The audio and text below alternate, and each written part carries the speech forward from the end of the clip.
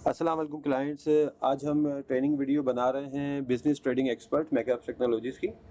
मेरी कोशिश होगी कि इसको मैं शॉर्ट से शॉर्ट करूं, लेकिन अगर वीडियो थोड़ी सी बड़ी हुई तो हम इसको पार्ट में डिवाइड भी कर सकते हैं। तो आज हम कंप्लीट वीडियो बनाने की कोशिश करेंगे जिसमें एक एक चीज़ आसानी से क्लाइंट्स के समझ में आ जाए। लॉगिन फॉर्म में हर किसी यूज़र्स का अपना यूज़र आईडी पासवर्ड होगा। आईडी पासवर्ड इंटर करेंगे तो लॉगिन होंगे, जो कि एडमिनिस्ट्रेटर की तरफ से प्रोवाइड किया जाएगा।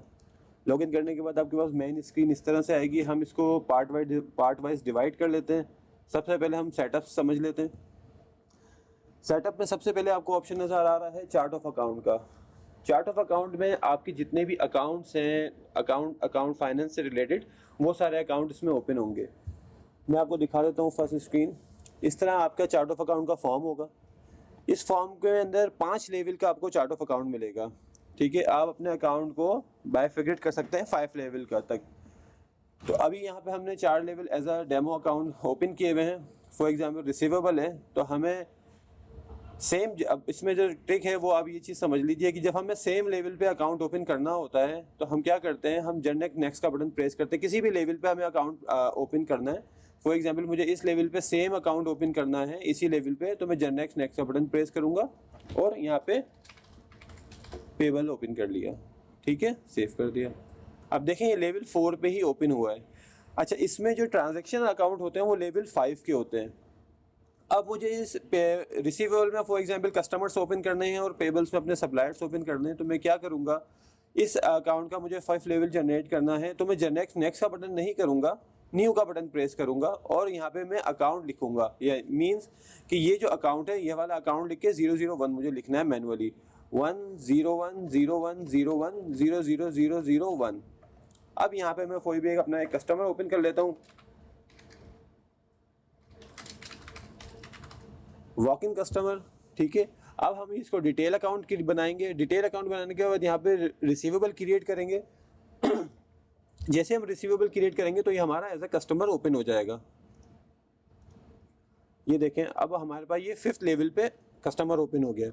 अब हमें इसी लेवल पे अगर दूसरा अकाउंट ओपन करना है तो सेम हम इस पे क्लिक करेंगे, जस्ट नेक्स्ट नेक्स्ट बटन करेंगे। अब यहाँ पे हमारा दूसरा कस्टमर ओपन हो जाएगा, test customer, same detail, receivable और सेव। इसी तरह से हमें कोई अपने सप्लायर ओपन करने हैं तो यहाँ पे सप्लायर ओपन होंगे। ठीक है, और यहाँ पे आपको टाइप्स बताई गई हैं कि जब आप कोई बैंक ओपन करेंगे तो बैंक पे क्लिक करेंगे, कैश का अकाउंट ओपन करेंगे तो कैश पे क्लिक करेंगे, पेबल है, सप्लायर है, यानी कि जो जो अकाउंट ऐसे हैं जो आपके एम्प्लॉयज़ हैं जिसको हम पे करते हैं तो आपके पेबल होंगे, और जो रिसीवेबल होंगे वो रिसीवेबल पे टिक करेंगे ताकि आपकी अकाउंट की ट्री प्रॉपर मेंटेन हो सके। सेम इसी तरह से आइटम का ओपन है, हम जो अपने प्रोडक्ट्स ओपन करेंगे वो यहाँ से ओपन करेंगे। ये हमारे पास फॉर्म होगा, स्ट्रक्चर सेम वही होगा। एक आइटम इसमें ओपन हुआ हुआ है टेस्ट आइटम का, इसी तरह से हम दूसरा आइटम ओपन कर लेते हैं। नेक्स्ट नेक्स्ट का बटन प्रेस किया, टेस्ट 2 आइटम हमने ओपन कर लिया। यहाँ पे कोई अगर उसका पार्ट नंबर है तो आप लिख सकते हैं। ओल्ड सॉफ्टवेयर अगर कोई आपके पास यूज हो रहा है तो उसका कोड लिख सकते हैं। यहाँ पे हम डिटेल डिस्क्रिप्शन लिख सकते हैं। ठीक है, इसके बाद यहाँ पे इस आइटम का यूनिट क्या है, पीसीस में सेल होता है, परचेज होता है, नंबर्स में, केजीज में, जो भी उसका यूनिट है वो सिलेक्ट करेंगे। ब्रांड आप अपनी मर्जी से ओपन कर सकते हैं। अभी इसमें एक ब्रांड ओपन हुआ है चाइना, तो चाइना ब्रांड लिखा हुआ है। कंट्री कहाँ का आइटम है ये वो आप यहाँ से लिख सकते हैं। कैटेगरी क्या है इस आइटम की, कैटेगरी का भी पूरा सेटअप है। आप मल्टीपल अपनी कैटेगरीज बना सकते हैं। फॉर एग्जाम्पल अगर मैं बात करता हूँ ये डेंटल का सॉफ्टवेयर है तो ये आइटम किस कैटेगरी से बिलोंग करता है, तो आप वो चीज़ आप यहाँ पे आसानी से लिख सकते हैं, बता सकते हैं। अभी हम जर्नली सिलेक्ट कर लेते हैं। अच्छा, अब यहाँ पे आपको ये बताना है कि ये आइटम जो है सेलेबल है या परचेजेबल है। लाजमी बात है, हम ट्रेडिंग की जब बात करते हैं तो हमारी कोई प्रोडक्शन नहीं होती, जो आइटम हम लेते हैं वैसा ही हम आइटम सेल कर देते हैं। तो अच्छा, फॉर एग्जांपल हमारे कुछ आइटम ऐसे होते हैं जो सेलेबल नहीं होते। फॉर एग्जांपल आप एक डिवाइस है कोई जो रेडी कर रहे हैं, तो आपने रॉ मटेरियल लिया, उसको मैन्युफैक्चर किया कि 5 पार्ट्स मिला के एक प्रोडक्ट आपने रेडी कर लिया, तो वो आपका रॉ मटेरियल हो जाएगा। तो उसमें क्या होगा, जब आप क्लिक करेंगे सेलेबल तो सेलेबल में वो आइटम आपका शो हो रहा होगा। जब आप कर देंगे सिर्फ परचेजेबल, यानी कि परचेजेबल है ये आइटम, सेलेबल नहीं है। फॉर एग्जांपल स्क्रूज हैं छोटे छोटे जो आपके अपने इंटरनल वर्क के लिए काम आते हैं, तो आप उसको परचेजेबल करेंगे। बोथ कर देंगे तो वो सेल भी हो सकता है और परचेज भी हो सकता है। तो हम ज़्यादातर बोथ पे क्लिक करते हैं और सेव कर देते हैं। अब देखें ये आइटम 2 ओपन हो गया है। अब इसी तरह से ये सारे आइटम्स ओपन होते जाएंगे, ठीक है। अब इसके अंदर आप देखेंगे कि ये आइटम्स का जो कलर है, ये कलर जो है पिंक हो गया है और इस आइटम का कलर पिंक नहीं है। तो आपको एक चीज़ यहाँ पे मैं बता दूं कि सॉफ्टवेयर में इस चीज़ की टॉलरेंस दी गई है कि अगर फॉर एग्जांपल आपके पास कोई आइटम ऐसा है जिसका स्टॉक आप चेक करना नहीं चाहते और सिर्फ सेल करना चाहते हैं, तो फिर आप क्या करेंगे, जैसे ये आइटम है, टेस्ट आइटम है, टेस्ट आइटम पे देखें यहाँ पे स्टॉक चेक का ऑप्शन नहीं लगा हुआ। तो स्टॉक चेक का ऑप्शन नहीं लगा हुआ, इसका मतलब ये है कि अगर ये आइटम आपके स्टॉक के अंदर जीरो भी होगा तो ये सेलेबल है, सेल हो जाएगा। लेकिन ये वाला आइटम पे देखें स्टॉक चेक लगा हुआ है, इसका मतलब ये है कि जब तक ये आइटम आपके पास स्टॉक के अंदर मौजूद नहीं होगा आप इस आइटम को सेल नहीं कर सकते। तो ये दोनों ऑप्शन है। फॉर एग्जांपल मुझे इस आइटम के ऊपर भी चेक लगाना है कि ये आइटम सेल ना हो सके जब तक स्टॉक ना हो, तो इसका तरीकेकार ये है कि आप यहाँ पे एक पासवर्ड है जो लिखेंगे ABCD2019 और इस पे डबल क्लिक करेंगे तो देखिए यहाँ पे स्टॉक चेक का बटन ओपन हो गया। आप एडिट प्रेस करेंगे और डबल क्लिक करेंगे, इस पे टिक लगाएंगे और सेव कर देंगे। अब देखिए दोनों रेड हो गए। इसका मतलब ये है कि अब ये दोनों आइटम्स ऐसे हैं जब तक इनका स्टॉक आपके पास अवेलेबल नहीं होगा तो ये आपको सेल नहीं करने देगा। दूसरे टैब में आ जाते हैं जो कि डिटेल है। आप परचेज इनवॉइस, परचेज प्राइस डाल सकते हैं इसके, जो भी आपके पास परचेज प्राइस है। इससे होगा ये कि जब भी आप परचेज इनवॉइस बना रहे होंगे तो बाय डिफॉल्ट इस आइटम के ये रेट ऑटोमेटिकली आपके पास शो होंगे। अगर आप रन टाइम पे चेंज करना चाहते हैं तो आपके पास ऑप्शन मौजूद होगा, ठीक है। इसके बाद आपके पास दूसरा ऑप्शन आता है रिकॉर्ड लेवल, रीऑर्डर लेवल। यहाँ पे आप क्या कर सकते हैं, फॉर एग्जांपल आप चाहते हैं कि जब भी मेरे पास ये आइटम 50 क्वांटिटी रह जाए, आपने बोला रीऑर्डर 50 क्वांटिटी रह जाए तो आपको सिस्टम रिमाइंड करवाए। तो मैं आपको आगे रिपोर्ट्स दिखाऊंगा जिसके अंदर ये सिस्टम आपको रिमाइंड करवाएगा। फिर इस तरह से ये अकाउंट्स मौजूद है आपके पास। इसके पीछे अकाउंट की इंटीग्रेशन, अगर आप अकाउंट की इंटीग्रेशन करना चाहते हैं तो आप चार्ट ऑफ अकाउंट में जो जो आइटम ओपन करेंगे, फॉर एग्जांपल मैं चाहता हूं जब भी टेस्ट आइटम 2 मेरा परचेज हो तो मेरे अकाउंट के अंदर कौन सा फाइनेंस का अकाउंट जो है वो हिट होना चाहिए, तो वो सारे अकाउंट्स आपके यहाँ पे मौजूद हैं, ठीक है। आप यहाँ पे आपको इंटीग्रेशन करनी पड़ेगी। इस आइटम का अगर आपको कोई बारकोड प्रिंट करना है तो सिंपल आप जो भी आइटम सेलेक्ट करेंगे उस आइटम का आप बारकोड प्रिंट कर सकते हैं। आपने ये आइटम लिया, इस बारकोड आ गया, ये आइटम लिया, ये बारकोड आ गया, आपका बारकोड प्रिंट करेंगे तो आपके बारकोड प्रिंट हो जाएंगे जो कि आप अपनी स्कैनिंग के थ्रू सेल भी कर सकते हैं। इस तरह से सारे ऑप्शन इसके अंदर मौजूद हैं। अब हम नेक्स्ट ऑप्शन पे आते हैं, प्राइस लिस्ट। अच्छा, मेन हमारी चीज़ जो है वो प्राइस लिस्ट है। फॉर एग्जाम्पल इसके अंदर सिस्टम में ऑप्शन दिया गया है कि आप मल्टीपल प्राइस लिस्ट क्रिएट कर सकते हैं। फॉर एग्जाम्पल समटाइम ऐसा होता है कि अगर हम डेंटल की बात कर लेते हैं तो समटाइम ऐसा होता है कि हमें डॉक्टर्स कुछ होते हैं जिनको हमें कुछ डिस्काउंट ज़्यादा देना पड़ता है, कुछ कस्टमर ऐसे होते हैं जिनको हम कुछ कम डिस्काउंट देते हैं। तो यहाँ पे प्राइस लिस्ट का ऑप्शन है, आप एक ही आइटम की मल्टीपल प्राइस क्रिएट कर सकते हैं, ठीक है। तो हम यहाँ पे प्राइस लिस्ट की टाइप पे जाएंगे। सबसे पहले हम टाइप क्रिएट करेंगे, जैसे फॉर एग्जांपल एक जर्नल टाइप बनी हुई है। अब यहाँ पे इस जर्नल टाइप में आप सारे आइटम की प्राइस लिस्ट जनरेट करेंगे। तो जब भी आप सेल इनवाइस कर रहे होंगे, यहाँ पे सेल इनवाइस के अंदर आपके पास यहाँ पे प्राइस लिस्ट शो हो रही होगी। देखिए जब भी हम सेल करेंगे तो यहाँ पे आपको जर्नल की प्राइस लिस्ट शो हो रही होगी। इसी तरह से आपके पास जब भी आपको जो भी प्राइस लिस्ट बनाएंगे, आपने दो प्राइस लिस्ट बना ली, एक डिस्काउंटेड प्राइस लिस्ट और एक जनरल प्राइस लिस्ट। अब वॉक इन कस्टमर आया तो आपने जनरल प्राइस लिस्ट पे क्लिक किया और आइटम सेल करना शुरू कर दिए। तो जैसे आप सेल करना शुरू होंगे तो वही आइटम्स आपके पास आ रहे होंगे जो वॉक इन कस्टमर के लिए हैं। और जो स्पेशल काफ़ी कस्टमर जिनको आप डिस्काउंट देना चाहते हैं तो आप ऊपर just discounted price list select करेंगे तो प्राइस लिस्ट ऑटोमेटिकली वो आना शुरू हो जाएंगे। लेकिन इसमें दोनों ऑप्शन मौजूद हैं, आप रन टाइम पे भी अपने प्राइस से चेंज कर सकते हैं, कोई मसले की बात नहीं है।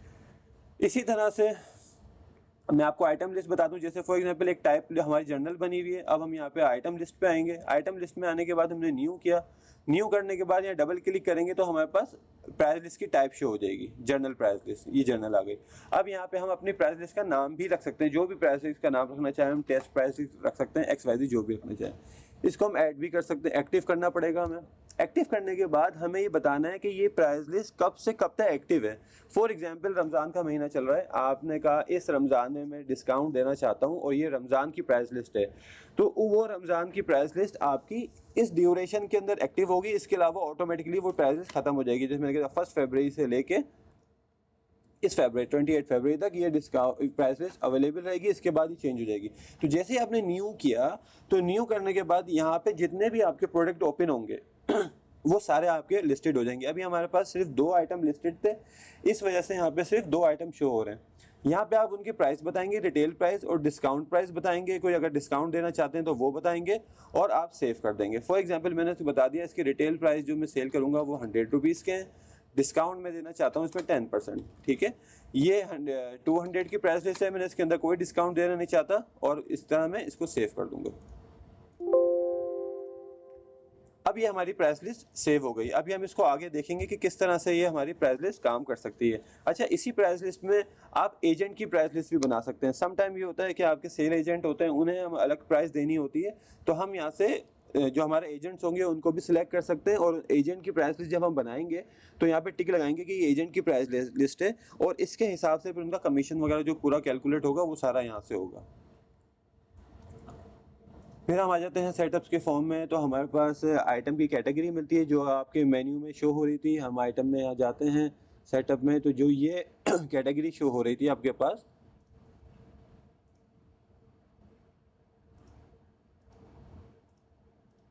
ये जो कैटेगरी शो हो रही थी ये आप वहाँ पे अपनी आइटम की कैटेगरी जनरेट कर सकते हैं यहाँ पे आने के बाद। ठीक है, इसके बाद आपके पास अकाउंटिंग ईयर आ जाता है। अकाउंटिंग ईयर में आपके पास अभी दो यूजर मौजूद हैं। इसके अलावा जितने भी आपके पास यूजर होंगे उनको आप एक टाइम ड्यूरेशन दे सकते हैं। फॉर एग्जांपल ये एडमिन है, एडमिन को मैं एक टाइम ड्यूरेशन दे रहा हूँ कि ये फॉर एग्जांपल अकाउंट का यूजर है, तो अकाउंट के अंदर मैं चाहता हूँ ये वाउचर की जो ट्रांजेक्शन करे उसके पास सिर्फ इस महीने से ज्यादा जो है, इस ड्यूरेशन से ज्यादा डेट ही शो नहीं होने चाहिए। तो यहाँ पे आप जो भी डेट की ड्यूरेशन रखेंगे वो ही डेट की ड्यूरेशन वहाँ पे उनके पास शो होगी अकाउंट के अंदर और सेल इनवाइस, परचेज इनवाइस सबके अंदर। फिर इसके बाद आपके पास फिक्स अकाउंट्स हेड आते हैं। ये कुछ अकाउंट्स हैं जो कि फाइनेंस से रिलेटेड है। फाइनेंस वाले इसमें इंटीग्रेशन करेंगे कि जब भी आप कोई आइटम स्टॉक इन कर रहे हैं, स्टॉक आउट कर रहे हैं, टैक्स का कौन सा अकाउंट है, वॉक इन कस्टमर का कौन सा अकाउंट है, पेटी कैश का कौन सा अकाउंट है और एजिंग के कौन कौन से डेज हैं वो आप यहाँ पे डिफाइन कर सकते हैं। फिर इसके बाद आपके पास डिफॉल्ट कॉस्ट सेंटर आ जाता है। ये भी फाइनेंस से रिलेटेड है। फाइनेंस डिपार्टमेंट जब वाउचर क्रिएट करते हैं अपने बैंक पेमेंट, कैश पेमेंट, जो भी वाउचर क्रिएट होते हैं तो उसके अंदर कॉस्ट सेंटर यहाँ पे एक बना के बाय डिफॉल्ट कर सकते हैं कि जब भी आप कोई भी अकाउंट हिट करेंगे तो बाय डिफॉल्ट ये कॉस्ट सेंटर आपका वहाँ पे शो होगा। फिर इसके बाद पेटी कैश का अकाउंट आ जाता है। पेटी कैश का मतलब ये है कि जब भी आप कैश पेमेंट बनाएंगे वाउचर तो बाय डिफॉल्ट आपको ये वाला अकाउंट जो है दिख रहा होगा, आप रन टाइम पे चेंज कर सकते हैं। इसके बाद आपके सप्लायर आ जाते हैं। अभी सप्लायर हमारे यहाँ पे कोई भी ओपन नहीं हुआ है तो इस वजह से ये 0 दिखा रहा है। हम कस्टमर पे आ जाते हैं तो देखिए हमने वहाँ पे 2 कस्टमर क्रिएट किए थे, टेस्ट कस्टमर और वॉक इन कस्टमर। अब जो उसकी फर्दर डिटेल है वो आप यहाँ पे डिफाइन कर सकते हैं। फॉर एग्जांपल टेस्ट कस्टमर है आपका तो आपने एडिट किया, उसका contact number, contact name, address, email number, NIC, business की सारी इन्फॉर्मेशन और in term and condition. For example जब भी आप इस कस्टमर को कुछ सेल करेंगे तो वो term and condition by default इस कस्टमर की यहाँ पे आ रही होंगी। फॉर एग्जांपल आपके अलग अलग कस्टमर है जिनकी आप अलग अलग टर्म एंड कंडीशन रखना चाहते हैं तो आप हर कस्टमर की अलग अलग टर्म एंड कंडीशन रख सकते हैं। सेम इसी तरह से सप्लायर की भी टर्म एंड कंडीशन अलग अलग हो सकती हैं। फिर हम आ जाते हैं वेयर हाउस में। आपके पास मल्टीपल वेयर हाउस का ऑप्शन है। आप चाहें तो इसमें 100 वेयर हाउस भी ओपन कर सकते हैं। तो जो भी आपका स्टॉक होगा वो किस वेयर हाउस में रखना है, आपके अगर फॉर एग्जांपल 2 वेयर हाउस हैं, आपने परचेज किया एक अपने दूसरे वेयर हाउस में और स्टॉक सारा आपका वहाँ पे रखा हुआ है, वहाँ से आपने स्टॉक ट्रांसफर किया शॉप में, तो यहाँ पे आप मल्टीपल वेयर हाउसेज भी ओपन कर सकते हैं इस प्रोसेस के लिए। फिर इसके बाद हम ब्रांड में आ जाते हैं। ब्रांड भी सेम वही चीज़ है जो हम यहाँ पे बता के आए थे आइटम लिस्ट के अंदर, ये भी बिलोंग करता है। यहाँ पे जो आपको चाइना नजर आ रहा है तो आप जितने भी ब्रांड्स ओपन करेंगे तो यहाँ पे आपको ब्रांड शो होगा। फिर इस तरह से बैंक्स हैं, आपकी जो भी बैंक्स हैं ट्रांजेक्शन जिसमें आपकी होती हैं तो आप यहाँ पे सारे, जैसे हमने कस्टमर ओपन किए थे यहाँ पे बैंक्स ओपन होगी। जब हम चार्ट ऑफ अकाउंट में कोई भी अकाउंट ओपन करेंगे और अकाउंट ओपन के बाद यहाँ पे बैंक के ऊपर टिक करेंगे तो वो बाय डिफॉल्ट आपको यहाँ पे बैंक का अकाउंट शो हो रहा होगा, बैंक्स में शो हो रहा होगा। फिर इसके अलावा यहाँ पे डेटाबेस बैकअप का ऑप्शन है।